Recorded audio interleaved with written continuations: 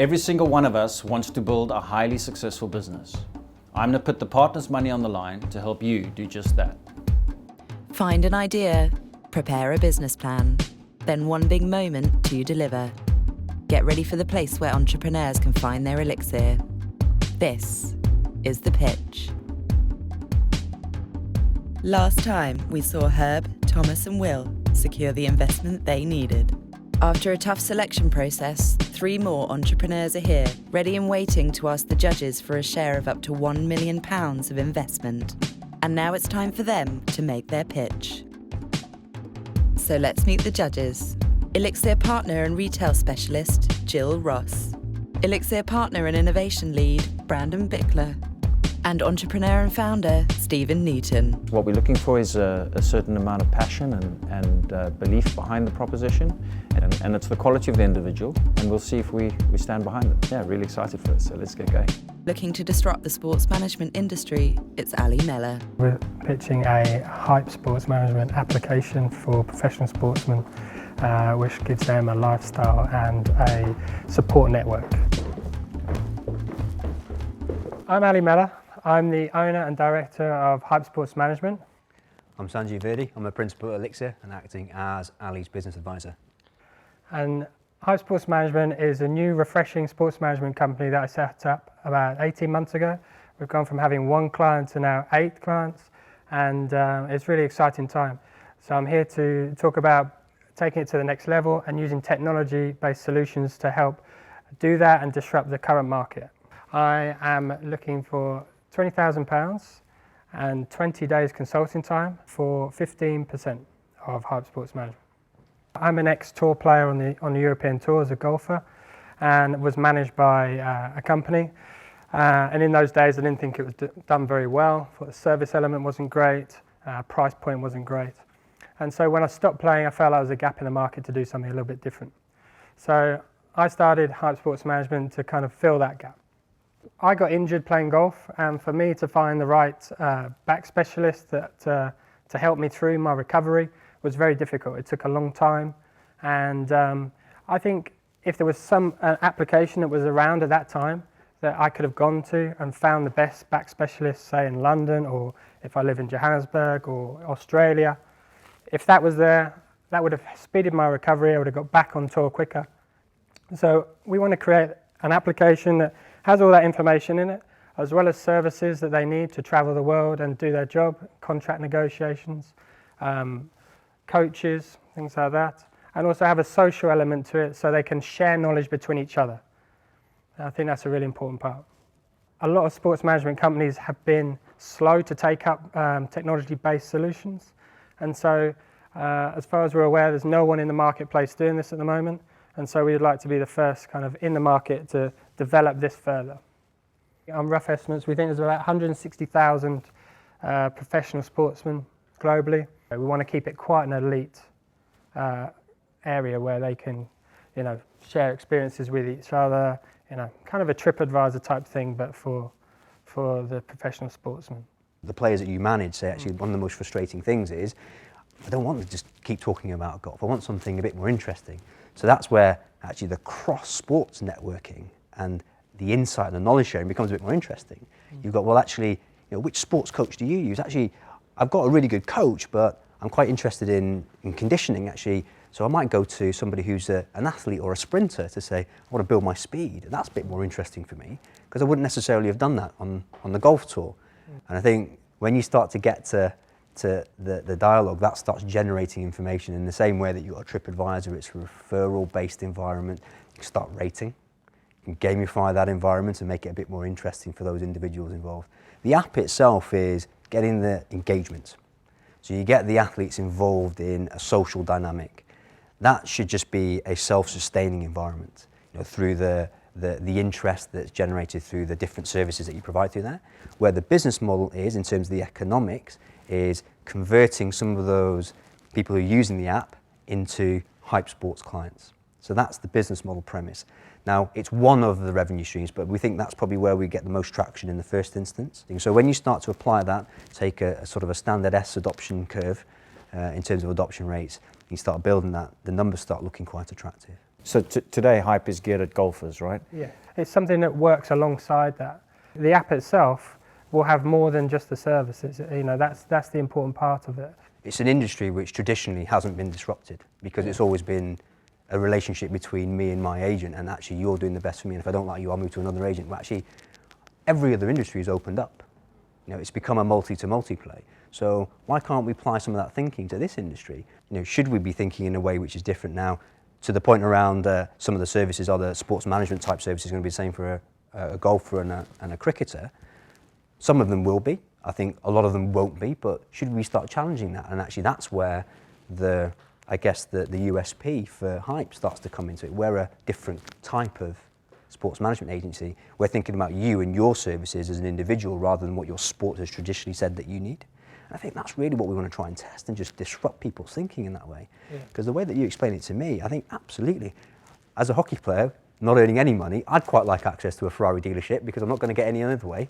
So, you know, little things like what open up those sort of services, absolutely. I think that's what we want to try and test. So someone who might not have access to those services today, getting them a bit of that taste of getting access to that. There could be sportsmen that say aren't at the moment represented by a sports management brand, but they could, you know, as long as they meet the criteria, they could pick up this application and have access.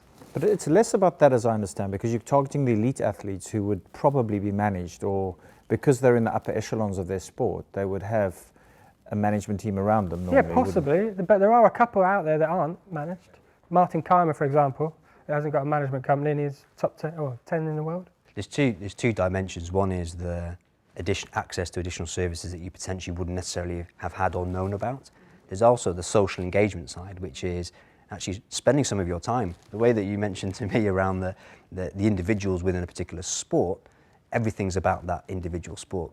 So this is, I think, part of it, not all of it, part of it is about providing access and something which is just a bit fun. It's a lifestyle play rather than a solving a particular particular sports problem. And through that, you develop engagement in just like any other social media. So if there's interesting things to be engaging with, that generates the dialogue, and it's actually from that dialogue that you start to glean the information. Yeah. And that having a view of that environment, you glean that information, that's when you can start throwing things in which are a bit more interesting to say, actually, everybody's asking about X or Y. Everybody wants to know where the best place to stay is in Dubai.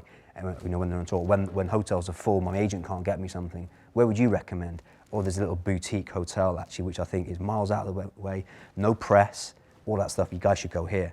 That's in a controlled environment. No press gets into that. So it's those sorts of things which I think become I can see that being hugely valuable, particularly for like the superstar athletes, right? Because they want privacy, I guess, more than anything else, right? And if they can hear from other athletes who've been there how to handle that could be very useful. Just to clarify, it was 20K in 20 days, right? Is that what you're asking for? Yeah, for 15%. Yes. And it's, again, for clarity, it's not of the app, it's of Hype, which would include the app. That's right, yeah. Yeah, okay. That's right. I think this is an interesting starting place because what you're building is that community. Now, mentorship and some insight and some provision of access, you start to get that insight within this elite community. So if you can start building that. Well, that's where I'm going with it, because the other asset is the data that you generate. So if you have a lot of elite pros recommending you know, the best services that are out there and all the tips, can you anonymize that data and provide that data to an aspiring golfer?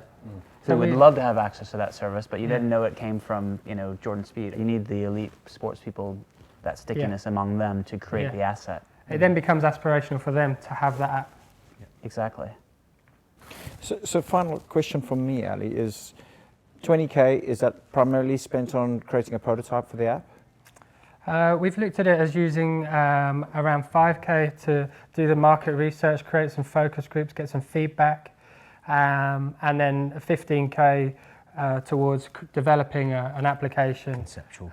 Conceptual application that we can then go to test the market with. And the 20 days consulting time, is that Sanjeev? Oh, yeah. So for the time you've spent so far, Sanjeev, what have you got? I've got a great friend in Ally.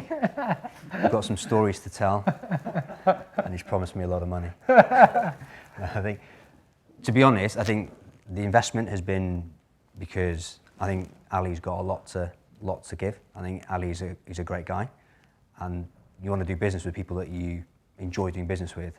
And I don't see it as a business with Ally, I see it as a project and I see it as an initiative.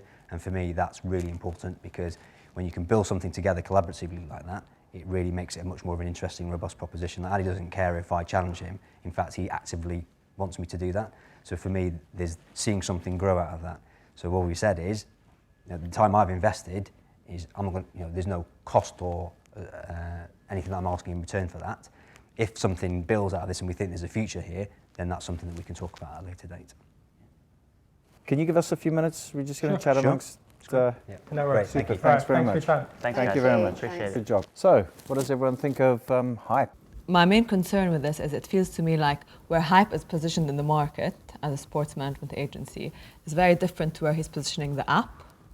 And I actually feel that if he were to target up-and-coming professional athletes, he would have a higher conversion rate. I like the idea of disrupting the sports management industry. Yeah. That does attract me. So at the moment it's very much it's personal relationships, etc. So there's something there about disrupting, but I do wonder in terms of, is it actually the elite guys that would want this kind of community? Question mark. They could and they would, or is it the up and coming?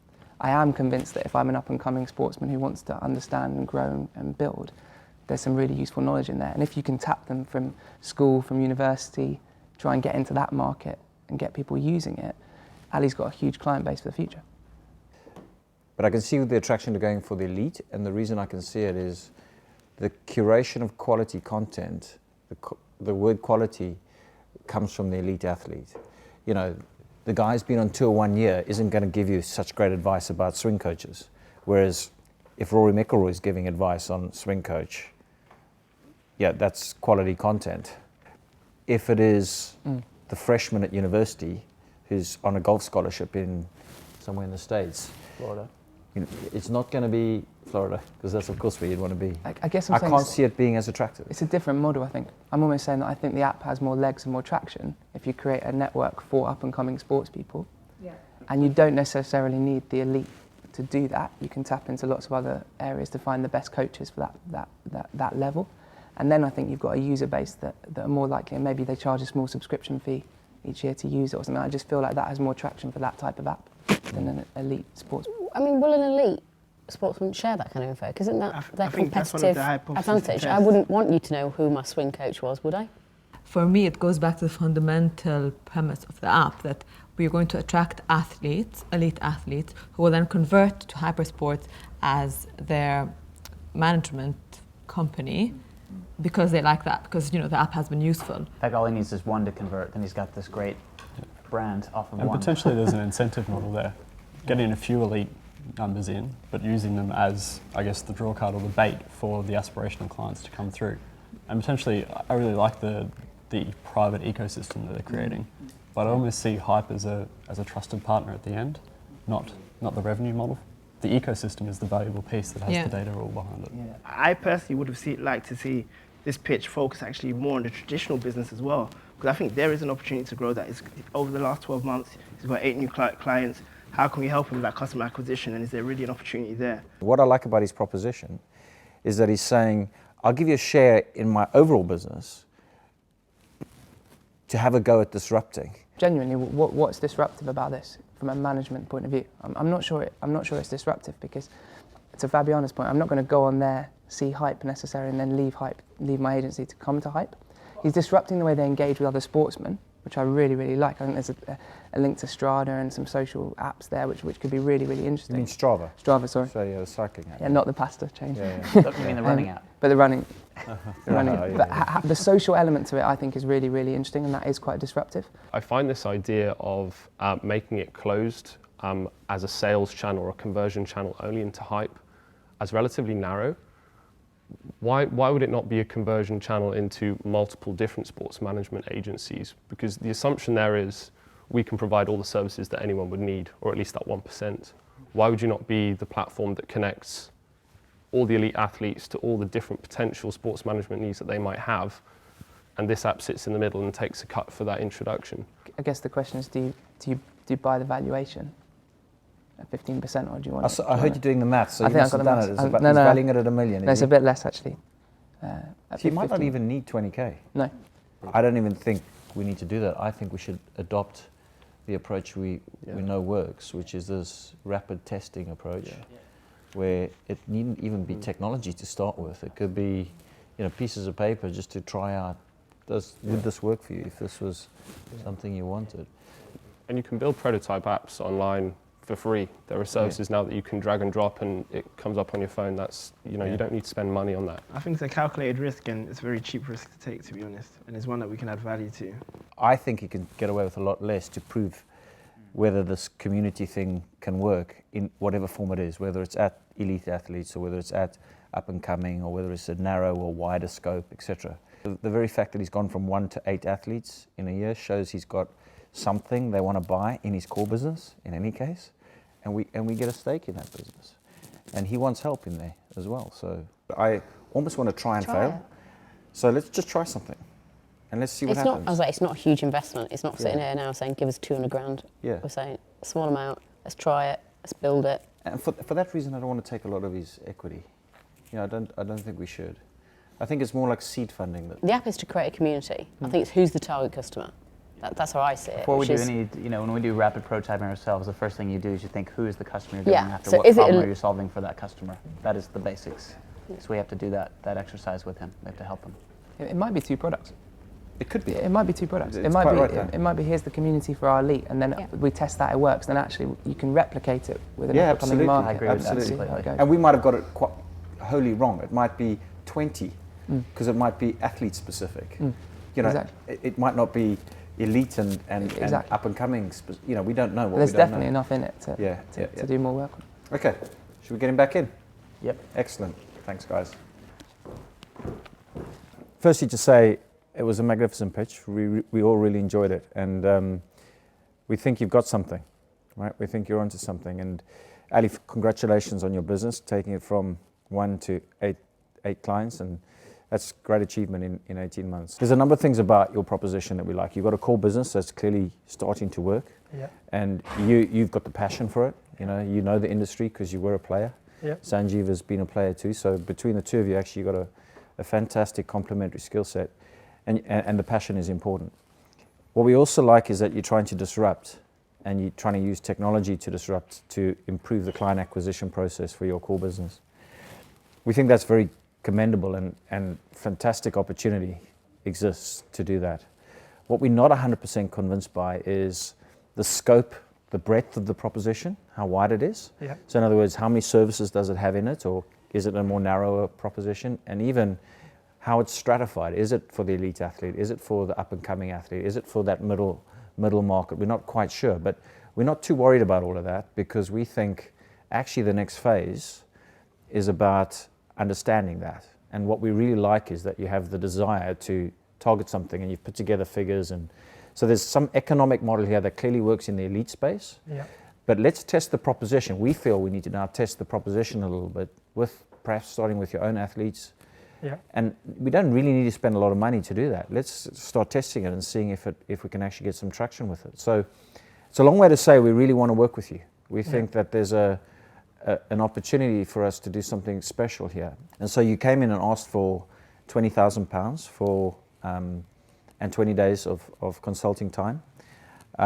We're not sure you're going to need all 20,000. And your pricing point was 15%.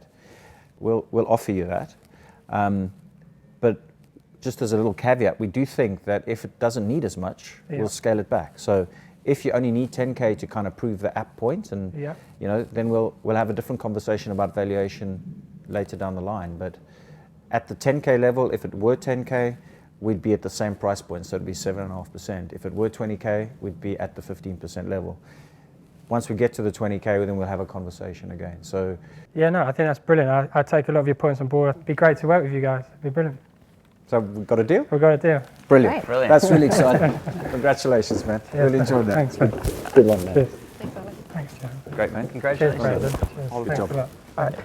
Ali, congratulations. That Thanks. went well. Yeah. So how are you feeling? Really excited to take this idea and concept to the next level.